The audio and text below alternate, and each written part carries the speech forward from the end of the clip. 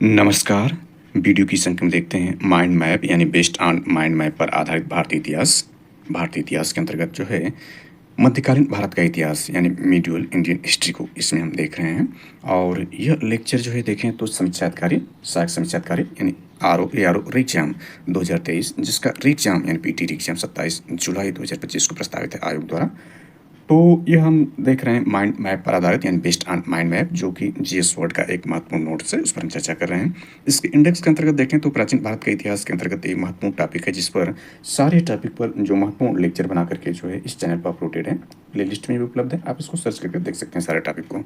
इसके बाद मध्यकालीन भारत का भी जो इन टॉपिकों पर बनाकर जो है महत्वपूर्ण लेक्चर इस चैनल पर अपलोडेड है, जिसमें महमूद गजनी का आक्रमण, दिल्ली सल्तनत, विजयनगर साम्राज्य, बहमनी राज्य में धार्मिक आंदोलन, मुगल साम्राज्य को हम देख रहे हैं और यह इसका अंतिम चरण है। मुगल साम्राज्य को हम देख रहे हैं। इसके बाद मराठा साम्राज्य को देखने के बाद मध्यकालीन भारत की ये महत्वपूर्ण टॉपिक भी संपूर्ण हो जाएंगे।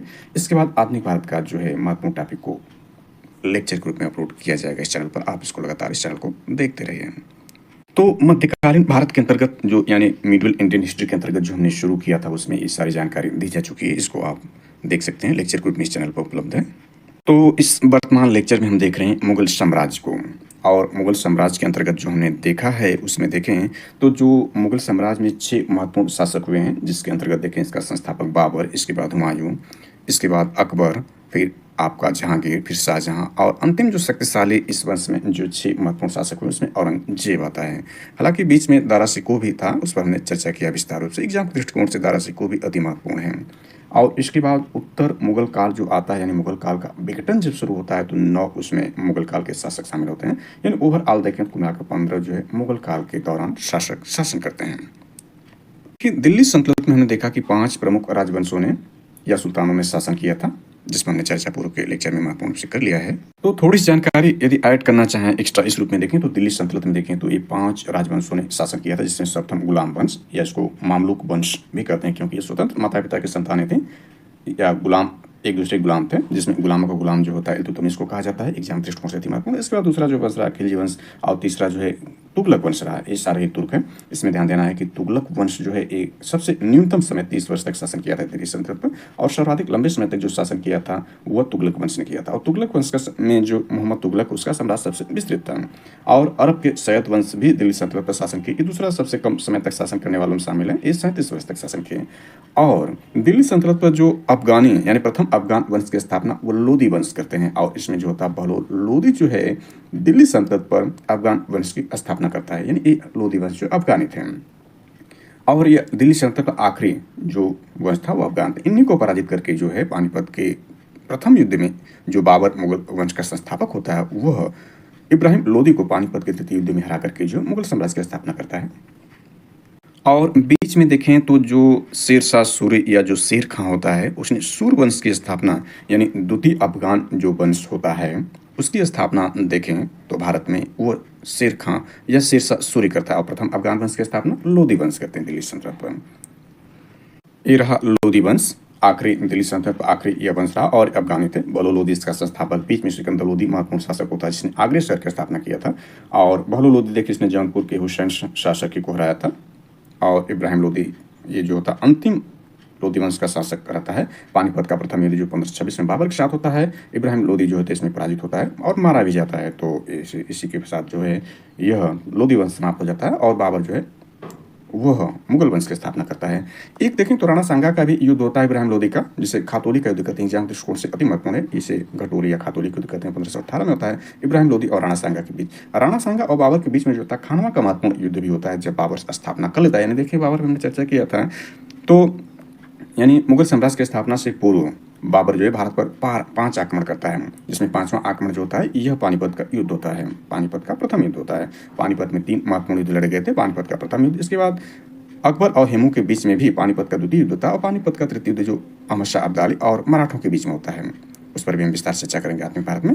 तो यहाँ पर ध्यान दें तो हमने देखा कि मुगल साम्राज्य के अंतर्गत जो बाबर इसका संस्थापक रहता है, स्थापना 1526 ईस्वी में करता है। यह मुगल, तुर्क एवं सुन्नी मुसलमान था। इसके बारे में संपूर्ण जानकारी हम दे चुके हैं, इसलिए यहाँ पर एक्स्ट्रा कुछ जोड़ने की आवश्यकता नहीं है। और थोड़ा पूर्वावलोकन में देखना चाहें तो देख सकते हैं बाबर द्वारा लड़े गए महत्वपूर्ण युद्ध विरोधी और तथ्य इसमें क्या है आप देख सकते हैं इसके बारे में। इसके बाद देखें तो इसका जो अगला महत्वपूर्ण शासक होता है हुमायूं होता है। बीच में शेर खां आता है, ये सूर्यवंश की स्थापना करता है। इसमें हमने चर्चा किया था कि यह जो है आपका यानी इसमें ये देख सकते हैं कि यह द्वितीय अफगान यानी आप देख सकते हैं कि इसमें उत्तर भारत में सूर्यवंश अथवा द्वितीय अफगान साम्राज्य की स्थापना जो है शेर खां करता है और इसकी उपाधि क्या थी, वो शेरशाह सूर्य थी, यानी शेरशाह था, इसने सूर्यवंश की स्थापना किया था। तो इस पर भी हमने महत्वपूर्ण रूप से चर्चा कर ली। इसमें आगे कुछ जोड़ने की आवश्यकता नहीं है। इसमें देखना चाहें पूर्वावलोकन में, यहाँ देखें हुमायूं के प्रमुख युद्ध और विरोधी और इसके मेन फैक्ट क्या थे। इसके बाद देखें इस वंश में मुगल साम्राज्य में जो सर्वाधिक महान शासक हुआ अकबर द ग्रेट, यानी इतिहास में 2 ग्रेट हैं, जिसमें अशोका द ग्रेट जो है वो एंशियंट हिस्ट्री में आता है, जबकि मध्यकालीन भारत में देखें तो अकबर द ग्रेट आता है, सबसे महान मुगल शासकों में शामिल है। तो अकबर की जो जानकारी है, यानी इस पर जो महत्वपूर्ण जानकारी, संपूर्ण जानकारी एक लेक्चर के रूप में बनाकर इस चैनल पर अपलोडेड है, उसको आप देख सकते हैं। तो यह अकबर द ग्रेट रहा, इस पर जो संपूर्ण जानकारी दी गई है इसके बारे में देख सकते हैं। यह इसके बाद हमने मुगल साम्राज्य के अंतर्गत जहांगीर और नूरजहां को देखा। नूरजहां देखें तो इसकी पत्नी वास्तविक नाम इसका मेहरुन्निसा था और जहांगीर को नूरमहल या नूरजहां की उपाधि दिया था। इसके भी महत्वपूर्ण कार्य हैं।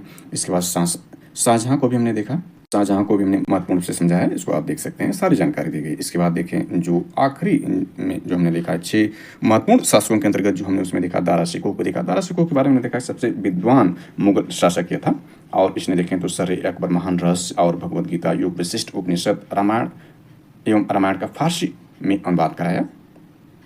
जबकि अकबर द ग्रेट के बारे में हमने देखा था कि मुगल सम्राट अकबर ने अनुवाद विभाग की स्थापना की थी। यानी देख सकते हैं इसके प्रमुख कार्यों में कि इसने अनुवाद विभाग का गठन किया था। इसमें क्या खास है उसको थोड़ा समझ लेते हैं, हालांकि इस पर हम चर्चा कर चुके हैं, लेकिन थोड़ी सी जानकारी इसमें देते हैं। तो इसमें ध्यान दें कि जो यह है यानी मुगल सम्राट जो अकबर है उसने अनुवाद विभाग की स्थापना की। इसमें नकीब खां, अब्दुल कादिर बदायूनी तथा शेख सुल्तान ने रामायण एवं महाभारत का फारसी में अनुवाद किया। यानी रामायण एवं महाभारत जो महाकाव्य है भारतीय संस्कृति में, उसमें देखें इसमें जो है फारसी में अनुवाद किसने किया, तो नकीब खां, अब्दुल कादिर बदायूनी ने रामायण का, तो शेख सुल्तान ने देखें तो महाभारत का फारसी में अनुवाद किया। वो महाभारत का नाम रजनामा, वेरी वेरी इंपॉर्टेंट है, युद्धों की पुस्तक रखा। जबकि पंचतंत्र है का फारसी भाषा में अनुवाद अबुल फजल ने अनवर ए सादात नाम से तथा मौलाना हुसैन फैज ने यार ए दानिश नाम से किया था। इसके बाद देखें तो हाजी इब्राहिम सरहदी ने अथर्ववेद का, मुल्ला शाह मोहम्मद ने राजतरंगिणी का, अब्दुल रहीम खाना ने तुजुक ए बाबरी यानी बाबरनामा जो बाबर की ऑटोबायोग्राफी है का, तथा फैजी ने लीलावती का फारसी में अनुवाद किया था। फैजी ने नल दमयंती यानी सूरदास द्वारा रचित जो नल दमयंती है कथा का फारसी में अनुवाद कर उसका नाम सहेली रखा। जैसा कि हम जानते हैं कि अकबर के काल को हिंदी साहित्य का स्वर्णकाल कहा जाता है, जबकि जहांगीर का जो काल था वह चित्रकला का स्वर्णकाल कहा जाता है। जबकि शाहजहां का काल देखें तो स्थापत्य कला का स्वर्णकाल जो है शाहजहां काल कहा जाता है। और शाहजहां के काल को संपूर्ण रूप से देखें तो संपूर्ण रूप से यानी संपूर्ण जैसे हिंदी साहित्य, चित्रकला और स्थापत्य कला संपूर्ण रूप से विकास देखें स्वर्णकाल जो मुगल काल में और शाहजहां के काल को कहा जाता है। तो थोड़ा सा बैकग्राउंड हम देख रहे हैं, हालांकि इस पर हम चर्चा कर चुके हैं, यहाँ ज़्यादा विस्तार करने की आवश्यकता नहीं थी, लेकिन थोड़ी जानकारी हमने ऐड कर लिया। तो दारा शिकोह औरंगजेब के बारे में भी कल के लेक्चर में हमने महत्वपूर्ण रूप से जानकारी दी है। ये सारी लेक्चर जो इस चैनल पर उपलब्ध हैं, प्लेलिस्ट में भी हैं, आप इसको सर्च करके देख सकते हैं। तो चलिए आज का लेक्चर शुरू करते हैं। आज के लेक्चर में हम देखेंगे मुगल प्रशासन को, यानी मुगल जो प्रशासन है, मुगल एडमिनिस्ट्रेशन है, मुगल प्रशासन, उसके बारे में देखेंगे। मुगल साम्राज्य के अंतर्गत इस लेक्चर को देखने जा रहे हैं। तो इसमें देखें यह आपका जो मुगल प्रशासन है इसको इस नोट्स के अंतर्गत देखें तो इसमें देखें आमिल या अमलगुजार, यह क्या था इस प्रशासन में, आमिल या अमलगुजार क्या था, जिले का वित्त अधिकारी किसानों से लगान वसूलता था। यानी आमिल या अमलगुजार कौन था, तो जिले का वित्त अधिकारी था और यह किसानों से लगान वसूलने का कार्य करता था। सिकदार देखें तो परगना महल में शांति व्यवस्था बनाए रखना इसका कार्य था। इसके बाद देखें कारकून, तो यह राजस्व लेखा क्लर्क था। खुद मुकद्दम चौधरी यानी खोत मुकद्दम या चौधरी ये मुखिया था। इसके बाद देखें मदद ए मास, ये लगानहीन भूमि को मदद ए मास कहते थे। इसके बाद देखें दरोगा ए डाक चौकी, सूचना एवं गुप्त विभाग जो था उसको दरोगा ए डाक चौकी के नाम से जानते थे मुगल प्रशासन में। मावदा या डीह जो था वो ग्राम था, नागला ग्रामीण बस्तियों को कहते थे। तिराजती नगदी फसल को जो है तिराजती कहा जाता था मुगल प्रशासन में। थोड़ी सी जानकारी इसमें ऐड करें तो ध्यान दें कि प्रशासन की दृष्टि से मुगल साम्राज्य का बंटवारा सूबों में था। यानी मुगल जो था, मुगल साम्राज्य, यानी यहाँ पर साम्राज्य यदि हम इसको ऐड करें, यानी एक बड़ा भूभाग हम साम्राज्य इसको माने, ये मुगल साम्राज्य है। तो मुगल साम्राज्य का बंटवारा किस में किया गया था?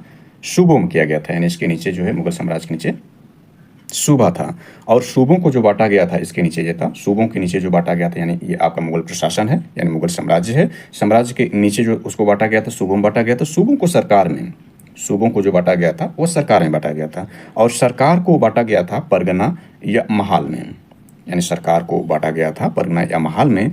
महाल का जिला या दस्तूर में, यानी महाल को बांटा गया था जिला या दस्तूर में, और दस्तूर ग्राम में बटे हुए थे। यानी सबसे छोटी प्रशासन की इकाई जो थी वह ग्राम थी। यानी इसको क्रम से देखें तो सबसे पहला आपका जो है मुगल साम्राज्य आता है। मुगल साम्राज्य है वाले स्थान पर मुगल साम्राज्य है। दूसरा, मुगल साम्राज्य को जो बांटा गया था वो सूबों में बांटा गया था, यानी सूबा है। और सूबों को जो बांटा गया था वो सरकार में बांटा गया था।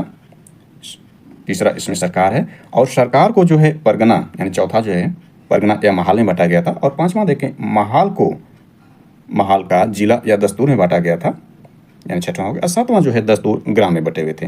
तो सात इस प्रकार से देखें जो प्रशासनिक इकाइयाँ थी, सबसे बड़ी इसमें जो है मुगल साम्राज्य था, उसके नीचे सूबे थे, और सबसे छोटी देखें तो ग्राम, उसके ऊपर दस्तूर था। और इसमें ध्यान दें तो यह है कि प्रशासन की सबसे छोटी इकाई, यानी प्रशासन की सबसे छोटी इकाई क्या थे? ग्राम थे, जिसे मावदा या डी कहते थे। यानी यहाँ देख सकते हैं मावदा या डी, प्रशासन की सबसे छोटी इकाई क्या थी? ग्राम थे, जिसे मावदा या डी कहते थे। मावदा के अंतर्गत छोटी छोटी बस्तियों को नागला कहा जाता था, यानी छोटी छोटी बस्तियां जो थी वो नागला कहलाता था। इसमें ध्यान दें कि शाहजहां के शासनकाल में सरकार एवं परगना के मध्य जो है एक और इकाई आ गई थी, जिसे चकला कहा जाता था। यानी सरकार एवं परगना के मध्य चकला नाम की एक नई इकाई की स्थापना की गई थी शाहजहां के शासनकाल में। और अभी हमने देखा कि दरोगा ए डाक चौकी जो सूचना एवं गुप्तचर विभाग था, इसके बारे में देखें तो सूचना एवं गुप्तचर विभाग, यानी सूचना एवं गुप्तचर विभाग का प्रधान को दरोगा ए डाक चौकी कहते थे। यानी यह इंपॉर्टेंट है। थोड़ी सी एक्स्ट्रा जानकारी और इसमें ऐड करें तो यह ध्यान दें कि मंत्रिपरिषद को विराजत कहा जाता था। यानी जो कैबिनेट थी उसको क्या कहा जाता था मुगल प्रशासन में? तो उसे विराजत कहा जाता था। कैबिनेट को विराजत कहा जाता था। बाबर के शासनकाल में वजीर जो पद है काफ़ी महत्वपूर्ण था। सम्राट के बाद शासन के कार्यों को संचालित करने वाला सबसे महत्वपूर्ण अधिकारी वकील था। यानी सम्राट के बाद जो है कार्यों को संचालित करने वाला सबसे महत्वपूर्ण अफसर जो था वो वकील था मुगल प्रशासन में, जिसके कर्तव्यों को अकबर ने, यानी वकील की कर्तव्यों को अकबर ने दीवान, मीर बख्शी, सद्र उस सद्र एवं मीर समन में विभाजित कर दिया था। यानी वकील के कार्यों को 4 भागों में कौन बांटा था? अकबर बांटा था। और उस 4 भाग का नाम क्या था? एक दीवान था, दूसरा मीर बख्शी था, तीसरा सद्र था, एवं चौथा मीर समन था। और इसमें नोटेड पॉइंट ये देखें कि औरंगजेब के समय में असद खान ने सर्वाधिक 31 वर्षों तक दीवान के पद पर कार्य किया था। एग्जाम दृष्टिकोण से अति महत्वपूर्ण एग्जाम पूछा जाता है। असद खान किसका जो दीवान था? तो औरंगजेब का था, और सर्वाधिक समय 31 वर्ष तक शासन किया था। मीर बख्शी द्वारा सरखत नाम के पत्र पर हस्ताक्षर के बाद ही सेना को हर महीने वेतन मिलता था। यानी सेना को वेतन देने के लिए जो हस्ताक्षर करता था वह सरखत यानी मीर बख्शी था। जब कभी सद्र न्याय विभाग के प्रमुख का कार्य करता था तब उसे काजी कहा जाता था। और इसमें ध्यान दें कि जो मदद ए मास है, यानी लगानहीन भूमि जिसको मदद ए मास कहा जाता है, का निरीक्षण का इंस्पेक्शन या जो निरीक्षण करता था उसे सद्र कहा जाता था। यानी सद्र इसका जो निरीक्षण यानी लगानहीन भूमि का जो जिसको मदद ए मास कहा जाता था, इसका निरीक्षण का कार्य सद्र करता था। और सम्राट के घरेलू विभागों का प्रधान मीर समान कहलाता था। आगे हम इसमें देखेंगे मुगल काल के प्रमुख अधिकारी एवं कार्य को देखेंगे, जिसमें सूबेदार, दीवान, बख्शी, फौजदार, आमिलिया, अमलगुजार, कोतवाल, सिकदार इत्यादि रहेंगे। तो आगे हम इसमें चर्चा विस्तार से करेंगे। जिसमें यहाँ पर दिया गया है सिकदार जो है, इसमें देखें परगने का प्रमुख अधिकारी, यानी परगना या महाल में शांति व्यवस्था बनाए रखना सिकदार था। और हमने शुरू में ही देखा जो आमिल या अमलगुजार है जिले का प्रमुख राजस्व अधिकारी, यह है जिले का वित्त अधिकारी, किसानों से लगान वसूलने का कार्य करता था ये। चलिए आगे इसमें देखते हैं। तो यहाँ पर ये देखें तो यह आपका है राजस्व निर्धारण की पद्धतियाँ, यानी मुगल प्रशासन के अंतर्गत राजस्व निर्धारण की पद्धतियाँ क्या थी। तो इसमें देखें जस्ती या 10 साला पद्धति, इसमें हमने देखा है कि अकबर के समय में जो राजा टोडरमल था उसने 10 साला पद्धति, यानी इसको जस्ती भी कहते हैं, जस्ती या 10 साला प्रणाली बटाई प्रणाली, गल्ला, बक्सी, कानकोत, नस्क, ये जो राजस्व निर्धारण की पद्धतियां हैं, इंपॉर्टेंट है। खुद कास्त, खुद की जमीन पर खेती करने को खुद कास्त कहते थे। पाही कास्त बटाईदार था। मुजारियान कृषि श्रमिक थे। और मुजारियान क्या थे? ये कृषि श्रमिक थे, यानी कृषक वर्ग था। तो इसमें ध्यान दें कि जो 1580 ईस्वी में, यानी 1580 ईस्वी में जो अकबर का समय है, 1580 ईस्वी में अकबर ने द साला प्रणाली, या इसको जस्ती प्रणाली भी के नाम से जानते हैं, तो 1580 ईस्वी में अकबर ने द साला नाम की नवीन कर प्रणाली प्रारंभ की। इस व्यवस्था को टोडरमल बंदोबस्त भी कहा जाता है। इस व्यवस्था के अंतर्गत भूमि को 4 भागों में विभाजित किया गया था। यानी इस जो प्रणाली है 10 साला, इसमें भूमि को 4 भागों में बांटा गया। तो पहला जो था पोजल था। पोजल का मतलब इसमें नियमित रूप से खेती होती थी, वर्ष में 2 बार फसल उगाई जाती थी, पोजल भूमि थी। इसके बाद परती भूमि थी। इस भूमि पर 1 या 2, यानी परती भूमि, इस भूमि पर 1 या 2 वर्ष के अंतराल पर खेती की जाती थी। इसके बाद चाचक भूमि थी। इस पर 3 से 4 वर्ष के अंतराल पर खेती की जाती थी। और चौथी भूमि बंजर थी। यह खेती योग्य भूमि नहीं थी, इस पर लगान नहीं वसूला जाता था। इसके बाद ध्यान दें कि 1570 यानी 1570-71 ईस्वी में टोडरमैन ने खालसा भूमि पर भू राजस्व की नवीन प्रणाली जब्ती प्रारंभ की थी। इसमें कर निर्धारण की 2 श्रेणियां थी, एक को तखसीस एवं दूसरे को तहसील कहते थे। औरंगजेब ने अपने शासनकाल में नक्श प्रणाली को अपनाया था। यानी इसमें देखें, नक्श जो प्रणाली है, इसको कौन अपनाया था? औरंगजेब अपनाया था। और भू राजस्व की राशि को उपज का आधा कर दिया था। और इसमें ध्यान दें कि मुगल काल में कृषक 3 वर्गों में विभाजित थे।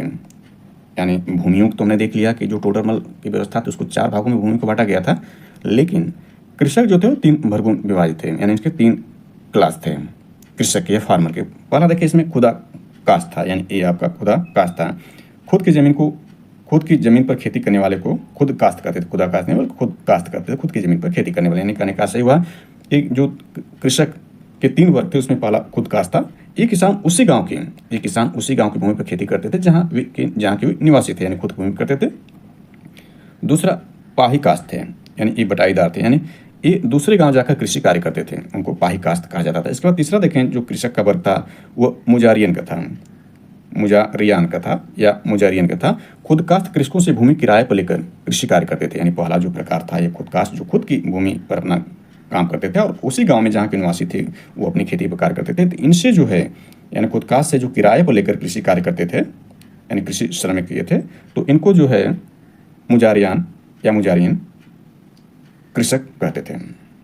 यहाँ पर एक जानकारी और ऐड कर सकते हैं। इसमें देखें तो भूमि कर के विभाजन के आधार पर, यानी भूमि पर जो कर लगाया जाता था, यानी टैक्स लगाया जाता था, उसके विभाजन के आधार पर मुगल साम्राज्य की समस्त भूमि को 3 भागों में बांटा गया है। पहला देखें तो खालसा भूमि थी। पहली भूमि क्या थी? खालसा भूमि थी। प्रत्यक्ष रूप से बादशाह के नियंत्रण में जो भूमि थी उसको खालसा भूमि कहते थे। दूसरा जागीर भूमि थी।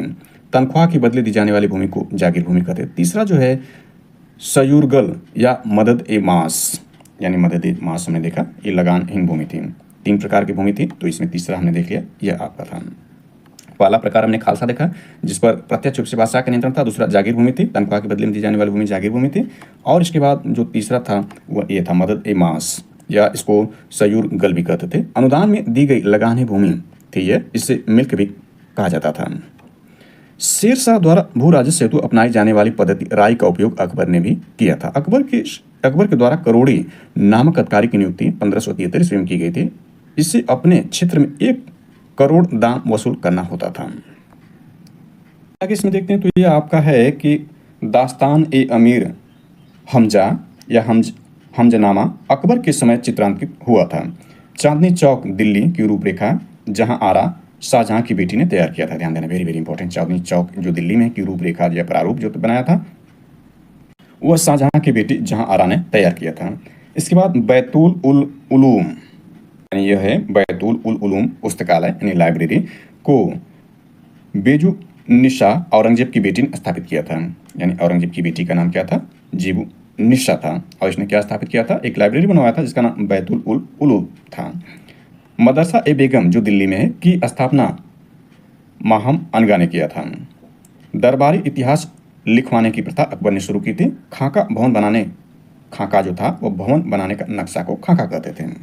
इसको नोट को देख लें तो हालांकि हमने पूर्व के लेक्चर में इससे विस्तार चर्चा कर लिया। इसमें देखें तो जो 6 महत्वपूर्ण शासक हुए थे उसमें 2 जो है बाबर बाबर और जहांगीर का मकबरा जो है भारत से बाहर है। और ओवरऑल देखें जो उत्तर मुगल काल के दौरान 9 शासक हुए थे और 6 इनको जोड़ दें तो 15, 15 में देखें तो 3 शासक, 2 तो प्रमुख रूप से इन 6 में शामिल हैं। और ओवरऑल देखें तो बहादुर शाह जफर का रंगून में मकबरा बनाया गया था। 1857 की क्रांति, 1857 की जो क्रांति हुई थी, महान क्रांति हुई थी भारतीय स्वतंत्रता संग्राम में, उसके बाद जो है बहादुर शाह को जो पकड़ करके निर्वासित करके रंगून भेज दिया गया था, वहीं उसकी मौत हो गई थी बहादुर शाह जफर की। तो इसका मकबरा भारत के बाहर है। 2 और यानी 3 जो है 15 मत जो शासक हुए मुगल काल में, उसमें 3 का जो मकबरा है भारत के बाहर है। थोड़ा सा और इसे विस्तार कर लेते हैं। देखिए मुगल कालीन लगान वसूल करने की व्यवस्था के पहला देखें, यानी मुगल कालीन लगान वसूल करने की व्यवस्था क्या थी, तो गल्ला बख्शी हमने देखा, ये गल्ला बख्शी ये व्यवस्था थी। इसके बाद नसक या नस्क व्यवस्था थी। इसके बाद जब्ती, जो जब्ती व्यवस्था थी, यहाँ जस्ती लिखा है, दरसाला जब्ती व्यवस्था भी थी। तो इसमें गल्ला बख्शी व्यवस्था देखें तो इसमें फसल का कुछ भाग सरकार द्वारा ले लिया जाता था गल्ला बख्शी के अंतर्गत। नसक के अंतर्गत देखें तो इसमें खड़ी फसल के आधार पर लगान का अनुमान लगाकर फसल कटने पर से ले लिया जाता था। यह व्यवस्था बंगाल में थी। जबकि जब्ती व्यवस्था, इसमें बोई गई फसल के आधार पर लगान का निश्चय किया जाता था, जो नगद लिया जाता था। चलिए और कुछ मेन फैक्ट देखते हैं, अन्य परीक्षा उपयोगी तथ्य को इसमें शामिल कर लेते हैं। तो इसमें यह देखें तो मुगल काल में गोवा, भड़ौच, मछलीपट्टनम जहाज निर्माण के केंद्र थे। यानी मुगल काल में जहाज निर्माण के केंद्र में गोवा, भड़ौच और मछलीपट्टनम थे, यानी पोर्ट के रूप में थे। सूती वस्त्र उद्योग उन्नत अवस्था में थी मुगल काल में, तथा इस पर शासक वर्ग का पूर्ण नियंत्रण था। टोटल कंट्रोल शासक वर्ग का था सूती वस्त्र उद्योग पर, और ये उन्नत अवस्था में थे मुगल काल में। व्यापारी वर्ग देखें जो मुगल काल में थे, उसमें व्यापारी वर्ग को सेठ, बोहरा, मोदी, बनिक, बंजारा। अकबर कालीन स्थापत्य कला भारतीय और ईरानी शैलियों का सुंदर समन्वय दर्शाती है। ध्यान देना वेरी वेरी इंपॉर्टेंट है कि अकबर का जो काल था वह देखें साहित्य का स्वर्ण काल था। स्थापत्य कला का स्वर्ण काल जो शाहजहां के काल को माना जाता है, लेकिन अकबर कालीन स्थापत्य कला भारतीय एवं ईरानी शैलियों का सुंदर समन्वय दर्शाती है। इसमें भी थोड़ी जानकारी ऐड करें तो देखें मुगल काल में रुपये की सर्वाधिक ढलाई औरंगजेब के समय में हुई थी। आना सिक्के का प्रचलन शाहजहां ने करवाया था। जहांगीर ने अपने समय में सिक्कों पर अपनी आकृति बनवाई। ध्यान देना, जहांगीर ने अपने समय में सिक्कों पर अपनी आकृति बनवाई, साथ ही उस पर अपना एवं नूरजहां का नाम अंकित करवाया। सबसे बड़ा सिक्का संसब सोने का था, यानी मुगल काल में सबसे बड़ा सिक्का संसब सोने का था। स्वर्ण का सबसे प्रचलित सिक्का इलाही था। मुगल कालीन अर्थव्यवस्था का आधार चांदी का रुपया था। दैनिक लेन देन के लिए तांबे के दाम का प्रयोग होता था। 1 रुपया में 40 दाम होते थे।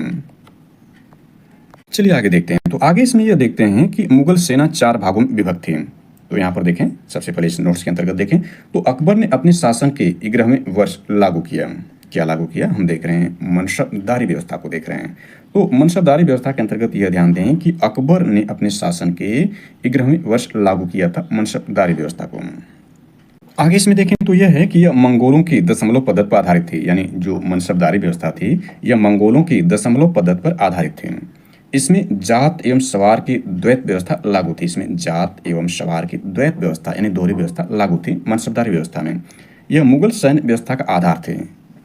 इसमें मनसबदार देखें तो मनसबदार 50 से 500 मनसब होते थे। उमरा में देखें तो 500 से 2500 मनसब को उमरा कहा जाता था। और अमीर ए आजम 2500 से ऊपर यानी 2500 से ऊपर जो मनसबदार थे उनको अमीर ए आनम कहा जाता था। तो अभी हमने देखा था कि मुगल सेना 4 भागों में विभाग थे। यानी मुगल सेना में जो 4 भाग थे उसमें सबसे पहला पैदल सेना थी, दूसरा सेना का जो भाग था वो घुड़सवार सेना था, तीसरा जो सेना का भाग था वो तोपखाना, और चौथा जो था हाथी सेना थे। मुगल सैन्य व्यवस्था पूर्णतः यानी मुगल सैन्य व्यवस्था यानी हमने देखा कि जो सेना थी 4 भागों में विभाजित थी, लेकिन मुगल सैन्य व्यवस्था पूर्णतः यानी टोटली मनसबदारी प्रथा पर आधारित थी। इसी को हम देख रहे हैं कि यह टोटली जो है मनसबदारी प्रथा पर आधारित थे। इसे अकबर ने प्रारंभ किया था। इसे अकबर यानी मुगल साम्राज्य प्रशासन में तो अकबर ने इसे शुरू किया था अपने शासन के 11वें वर्ष में, जबकि मंगोलों के दशमलव पद्धति पर आधारित थे। इसमें ध्यान दें कि 10 से 500 तक का मनसब प्राप्त करने वाले मनसबदार, हमने देखा कि 10 से 500 का जो मनसब प्राप्त करते थे उनको मनसबदार कहते थे। 500 से 250 तक मनसब प्राप्त करने वाले को उमरा कहा जाता था। यानी 500 से 2500 यानी 2500 तक का जो मनसब प्राप्त करते थे उनको उमरा कहा जाता था। जबकि 2500 से ऊपर यानी 2500 से ऊपर जो थे, 2500 से ऊपर तक मनसब प्राप्त करने वाले को अमीर ए आजम कहते थे। जात से व्यक्ति के वेतन, यानी इसमें देखें जो जात है, जात से व्यक्ति के वेतन एवं प्रतिष्ठा का ज्ञान होता था, तथा सवार पद से घुड़सवार दस्तों की संख्या का ज्ञान होता था। यानी जात से क्या पता चलता था कि जात से व्यक्ति का वेतन और प्रतिष्ठा क्या, इससे पता चलता था। जबकि सवार जो इसमें पद था, सवार जो पद था, इससे घुड़सवार दस्तों की संख्या का ज्ञान होता था। इस द्वैत व्यवस्था पर आधारित थी सैन्य व्यवस्था मुगल काल में। और इसमें देखें तो नोट यह बनता है कि अकबर के शासनकाल में 29 ऐसे मनसबदार थे जो 5000 जात की पदवी के थे, यानी अमीर ए आनम की श्रेणी में थे। यानी 29 ऐसे मनसबदार थे अकबर के शासनकाल में जो 5000 की जात की पदवी थे, यानी 5000 अमीर ए आनम थे अकबर के समय में। औरंगजेब के शासनकाल तक ऐसे मनसबदारों की संख्या 79 थी, यानी काफ़ी कम हो गई थी। जहांगीर ने सवार पद में, यानी जो सवार पद है, ध्यान देना है कि सवार पद में जहांगीर ने 2 अस्पा एवं सिंह अस्पा की व्यवस्था की थी। सप्तम यह पद महाबत खां को दिया गया था। इसके बाद हमने देखा 10 साला प्रणाली, यह टोडरमल द्वारा 1579 में लागू की गई थी। इसमें भू राजस्व उत्पादकता एवं कीमतों पर आधारित होती थी। इसके बाद देखें मुगल प्रशासन के अंतर्गत, यह जानकारी वेरी वेरी इंपॉर्टेंट है। मुगल प्रशासन में अकबर के महत्वपूर्ण सैन्य अभियान, हमने देखा कि मुगल सेना 4 भागों में विभक्त थी, जिसमें पैदल सेना, घुड़सवार सेना, तोपखाना और हाथी सेना थे।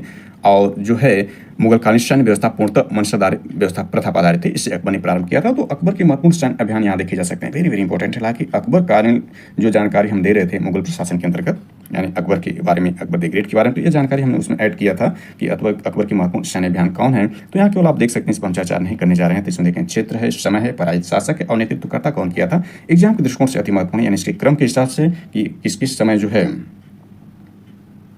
ये सबसे पहला इसमें कौन है, सबसे आखिरी कौन है। सबसे आखिरी भी इसमें देख सकते हैं, सबसे आखिरी अकबर की अंतिम विजय जो असीरगढ़ की विजय है 1601 में, इसमें 1605 में इसकी मृत्यु हो जाती है। यानी अपने मृत्यु से 4 साल पूर्व इसने असीरगढ़ का जो जीता था 1601 में, और ये वहाँ का शासक मीर बारूद था। और अकबर का नेतृत्व अकबर की अंतिम विजय के अंतर्गत ये शामिल है। इसमें देखें अकबर द्वारा जीते गए प्रदेश के अंतर्गत जो है 19 प्रदेश जो हैं वह शामिल हैं, जिसमें 4 जो अतिरिक्त इसमें देखें दक्षिण भारत के हैं। कुल मिलाकर 23 इसने अकबर जो 23 प्रदेश जीते थे, जिसमें 4 आपके जो है वो दक्षिण भारत से संबंधित हैं।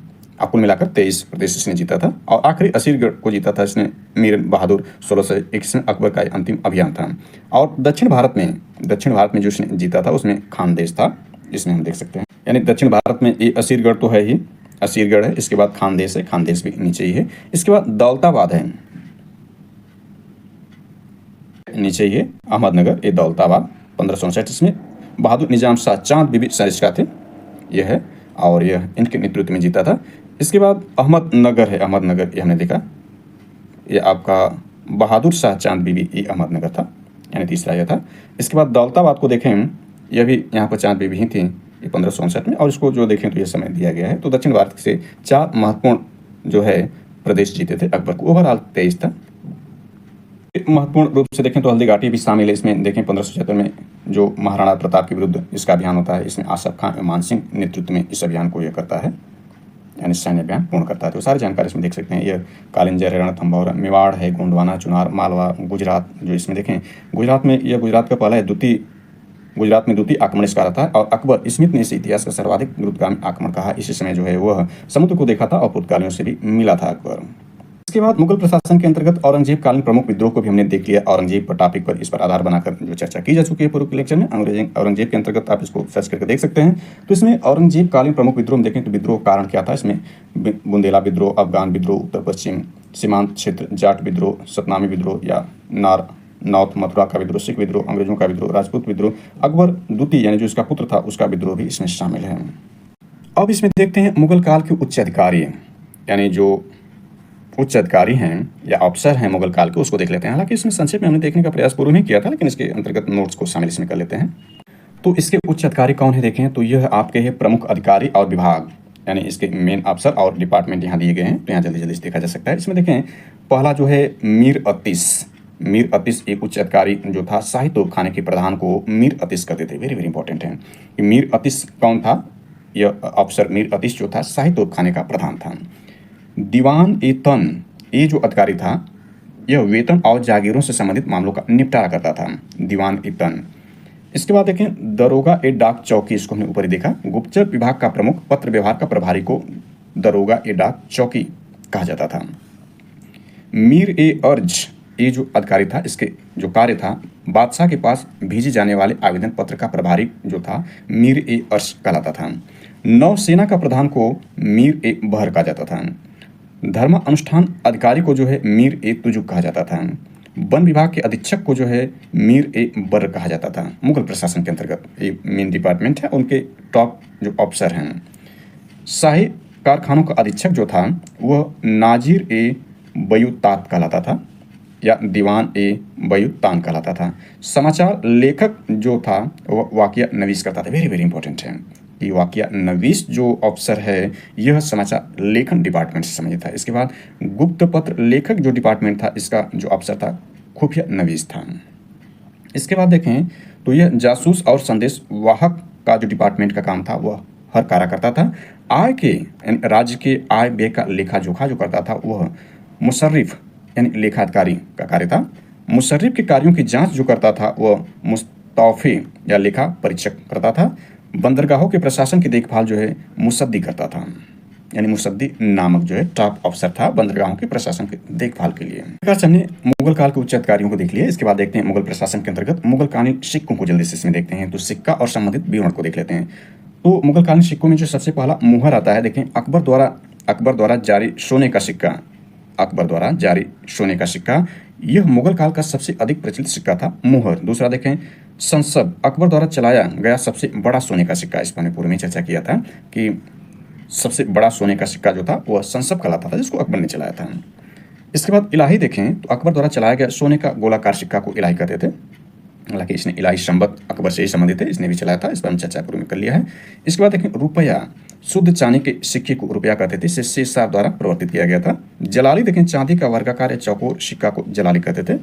दाम देखें तो दाम अकबर द्वारा चलाया गया तांबे का सिक्का जो रुपये के 40वें भाग के बराबर था। दैनिक लेन देन में इसका प्रयोग होता था, दैनिक लेन देन में इस दाम का प्रयोग होता था जो रुपये के 40वें भाग के बराबर होता था। तांबे का सिक्का था दाम। इसके बाद जीतल देखें तो तांबे का छोटा सिक्का, इसे फुलूस या पैसा कहा जाता था। ध्यान देना है कि जीतल जो था तांबे का सबसे छोटा सिक्का था, इसे फुलूस या पैसा कहा जाता था। निसार जहांगीर द्वारा चलाया गया तांबे के सिक्के को निसार कहा गया। आना देखें छोटे मूल्य का चांदी का सिक्का, प्रारंभ इसको शाहजहां ने करवाया था आना को। माप की इकाई को जल्दी से इसमें देखें, आना को हमने देख लिया अभी। तो माप की इकाई देखें तो सिकंदरी गज 32 इंच की थी, यानी इंच लिखा है। इलाही गज देखें तो 33 इंच की थी। माप की इकाई है ये, यानी मेजरमेंट ऑफ यूनिट। सिकंदरी गज है और इलाही गज है। यानी तो हमने इसमें देखा कि मुगल कालीन सिक्के के अंतर्गत सिक्का और संबंधित विवरण को हमने देख लिया। आगे इसमें देखें आखिरी जो मुगल प्रशासन में है मुगल कालीन रचनाएं हैं, रचनाकार और भाषा और रचना, यानी रचना है भाषा और रचनाकार। यह मुगल प्रशासन के अंतर्गत आखिरी टॉपिक है, तो इसको देखते हैं महत्वपूर्ण रूप से। तो मुगल कालीन रचनाएं, इसमें रचना है, उसका भाषा किस भाषा में उसकी रचना की गई, उसके रचनाकार कौन है, वेरी वेरी इंपॉर्टेंट है। देखें तो यह तुजुक ए बाबरी जो बाबरनामा है तुर्की भाषा में, यह ऑटोबायोग्राफी बाबर की यानी बाबर ने इसे लिखा है। जबकि इसका फारसी भाषा अनुवाद जो है देखें तो वह रहीम ए खाना ने किया है, जो कि अकबर के नवरत्नों में शामिल थे। तो आगे इसमें आएगा। तो इसमें तुजुक ए बाबरी ए बाबरनामा जो बाबर की ऑटोबायोग्राफी है ये तुर्की भाषा में लिखी गई है। हुमायूंनामा देखें तो ये फारसी में लिखी गई है, गुलबदन बेगम ने लिखा है, यानी बाबर की पुत्री जो गुलबदन बेगम थी इन्होंने लिखा है हुमायूंनामा, या हुमायूं की बेगम थी। जैसा कि हमने देखा कि बाबर के 4 पुत्र थे, उसमें उसका उत्तराधिकारी जो बना था वह हुमायूं बना था। आगे इसमें देखें तो तारीख ए अल्फी की जो रचना है, तारीख ए अल्फी जो रचना है इसके रचनाकार मुल्ला दाऊद हैं और इन्होंने फारसी भाषा में लिखा है। इसके बाद देखें तो अकबरनामा इसको फारसी भाषा में अबुल फजल लिखा है, वेरी वेरी इंपॉर्टेंट है। इसके बाद देखें तो तबकाते अकबरी की रचना निजामुद्दीन अहमद ने किया है फारसी भाषा में। यानी इसमें देखें तो सारी फारसी भाषा में, एक तुर्की भाषा में जो यह है बाबर की ऑटोबायोग्राफी, इसके बाद सारे फारसी भाषा में आ रहे हैं।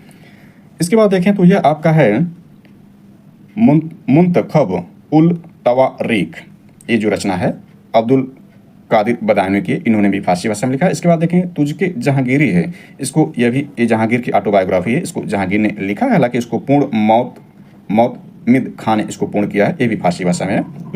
तुझके जहांगीरी जो जहांगीर की ऑटोबायोग्राफी लिखा, तो हालांकि जहांगीर ने इसको लेकिन पूर्ण इसको करा मौतमिद खान किया।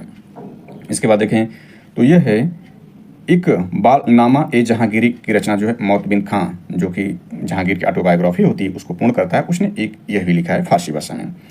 इसके बाद देखें जो यह रचना आपका है पादशाहनामा, इसको फारसी भाषा में अब्दुल हमीद लाहौरी यानी मोहम्मद वारिस ने पूरा किया था।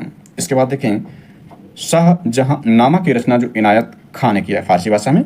इसके बाद आलमगीर नामा की रचना काजिम सिराजी ने किया है, फारसी भाषा में है। इसके बाद देखें तो यह फुतुहात ए आलमगीरी की रचना ईश्वर दास नागर ने किया है, फारसी भाषा में। इसके बाद मुंतखब उल लुबाब की रचना खफी खान ने किया है, फारसी भाषा में है। इसके बाद नुक्सा ए दिलकुशा की रचना भीमसेन सक्सेना ने फारसी भाषा में किया है, यानी लिखा है। खुलासत उल तवारीख की रचना सुजान राय भंडारी ने फारसी भाषा में किया है। इसके बाद मज्म उल तवारीख की जो रचना है वो दारा शिकोह ने किया है, फारसी भाषा में। वेरी वेरी इंपॉर्टेंट है, हमने दारा शिकोह के अंतर्गत ये महत्वपूर्ण जानकारी दी है ऊपर। यानी यहाँ दारा शिकोह के अंतर्गत देख सकते हैं मब्ज उन बहरीन, दो महासागरों का मिलन सूफी एवं वेदांत विषय पर लिखी है इसने, दारा शिकोह ने। अब आखिर में इसमें देख लेते हैं मुगल काल में आए विदेशी यात्री, यह भी वेरी वेरी इंपॉर्टेंट है। यानी ये जो है मुगल काल में आए विदेशी यात्री, यहीं से इसकी बैकग्राउंड शुरू होती है मध्यकालीन भारत का अंत की, और जो है उत्तर मुगल काल या मुगल काल के विघटन की नींव यहीं से शुरू हो जाती है, विदेशी यात्रियों के आगमन के दौरान है। तो मुगल काल में आए विदेशी यात्री में देख सकते हैं यहाँ सबसे पहला देखें तो अकबर के समय अकबर द ग्रेट पर हमने चर्चा करते समय चर्चा किया था कि अकबर के समकालीन शासक कौन थे। तो उसमें जो पहली थी रानी एलिजाबेथ थी, जो 1558 से 1603 ईस्वी तक इंग्लैंड में शासन कर रही थी। उसी दौरान देखें तो 1600 ईस्वी में जो है ईस्ट इंडिया कंपनी की स्थापना होती है, भारत में व्यापार करने के लिए ये सब आते हैं। अकबर के समकालीन दूसरा जो शासक होता है शाह अब्बास होता है, जो 1588 से 1629 ईस्वी तक ईरान में रहता है। इसके बाद जार इवान बेलिस एलिच रहता है, जो चौथा रहता है, इस श्रेणी का चौथा है, 1530 से 1584 तक रूस में शासन करता है। तो मुगल काल में आए जो विदेशी यात्री देखें, जो ज़्यादातर जो है यूरोपीय थे, इसमें देखें विदेशी यात्री और मुगल शासक राल्फ फिच इंग्लैंड का था, यह अकबर के दरबार में आया था। वेरी वेरी इंपॉर्टेंट है। इसके बाद सर टॉमस रो और कैप्टन हॉकिंस, ये भी इंग्लैंड के थे, ये जहांगीर के दरबार में आए थे। इसके बाद देखें तो यह है फ्रांसिस बर्नियर ये फ्रांसीसी था, इस शाहजहाँ के दरबार में आया था। पीटर मुंडी ये इटली का था, ये भी शाहजहाँ के दरबार में आया था। इसके बाद निकोला ओमनुची ये इटली का था और यह शाहजहाँ के दरबार में आया। इसके बाद ट्रेवनियर ये फ्रांसीसी था, ये शाहजहाँ के समय में आते हैं। शाहजहाँ के समय से शाहजहाँ के दरबार संबंधित देखें तो ये 4 जो विदेशी यात्री हैं, और जो महत्वपूर्ण से देखें तो जहांगीर से संबंधित है और अकबर से संबंधित यह विदेशी यात्री जो मुगल शासनकाल के दौरान आए थे। तो इसमें थोड़ी जानकारी ऐड करें तो देखें कि 31 दिसंबर 1600 ईस्वी को इंग्लैंड की रानी एलिजाबेथ प्रथम, जो कि अकबर की समकालीन थे, ने ईस्ट इंडिया कंपनी को अधिकार पत्र प्रदान किया। प्रारंभ में ईस्ट इंडिया कंपनी में 217 साझेदार थे और पहला गवर्नर टॉमस स्मिथ था। मुगल दरबार में आने वाला प्रथम अंग्रेज कैप्टन हॉकिंस देख सकते हैं। मुगल दरबार में आने वाला प्रथम अंग्रेज कैप्टन हॉकिंस था, जो जेम्स प्रथम के राजदूत के रूप में अप्रैल 1609 ईस्वी में जहांगीर के दरबार में आया था। भारत आने वाला पहला अंग्रेजी जहाज रेड ड्रैगन था। इसमें ध्यान दें कि 1615 ईस्वी में सम्राट जेम्स फर्स्ट ने सर टॉमस रो यह है को अपना राजदूत बनाकर मुगल सम्राट जहांगीर के दरबार में भेजा था। रू फरवरी 1619 ईस्वी तक भारत में रहा। रू जहांगीर एवं खुर्रम यानी शाहजहां से अंग्रेजों के लिए कुछ व्यापारिक छूट प्राप्त करने में सफल हुआ। शेष इसकी जानकारी जो है वह मॉडर्न इंडियन हिस्ट्री में विस्तार से की जाएगी। यहाँ पर जो है संक्षिप्त जानकारी ग्रुप में मुगल काल में आए विदेशी यात्रियों को देख सकते हैं। इसके बाद जो हम देखेंगे वो मराठा साम्राज्य के अंतर्गत शिवाजी यानी मराठा साम्राज्य को नेक्स्ट लेक्चर में देखेंगे, जो कि मध्यकालीन भारत के अंतर्गत यह जो है आखिरी टॉपिक होगी। तो इसको नेक्स्ट लेक्चर में कवर करेंगे। Thanks for watching this.